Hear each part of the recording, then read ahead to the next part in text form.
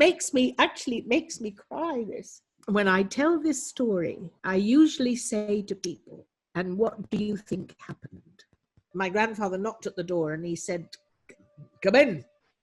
And this little man came in, and so he sat down and he said, well, what can I do for you? And my grandfather said, thank you very much for seeing me this afternoon. I'm very grateful because I want to talk to you about something very close to my heart. And I want to explain to you that today my son, my firstborn, Joseph, he received the call-up papers for your regiment to go to France. And you know and I know that it's very dangerous. You know and I know that the young officer will maybe last 6 months in France, but for sure he will not come back. And this is my firstborn, and he is going to be a doctor, because they were very proud of that.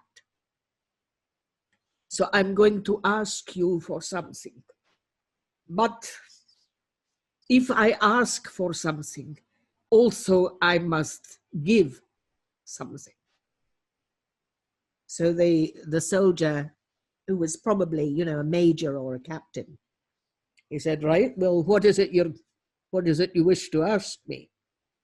And he said, I want to ask you for the life of my son. I want to ask you, please, to take my son's name away from the draft. I want you to let him continue his studies at Glasgow University. Please. But I don't ask without also giving. So he put his hand in his pocket and he took out a beautiful diamond, which he held in the palm of his hand. He said, this is not flawless, but so nearly flawless. It is the most beautiful diamond that I have in my warehouse. And I want that you should have it in exchange for the life of my son.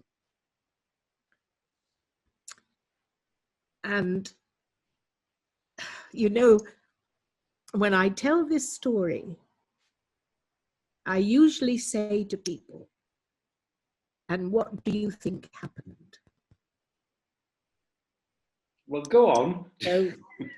So I will tell you, it makes me cry, this, because I remember my father telling me this story, and he said, well, I tell you what happened. I told this story in a show that I did in Australia called The Importance of Being Miriam, which is very embarrassing to confess that it was called that, because I don't think that I am important, but the producer wanted to do it. And so I told the story. And at the end, I said, well, I am here. So my father did not go to France. And two Scottish ladies who were in the audience in Melbourne, when I did that, on the way out, they were heard to say, that's ridiculous. No Scottish officer would ever take a bribe like that. I simply don't believe it. That's completely untrue.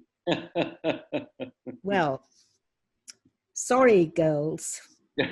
He took it.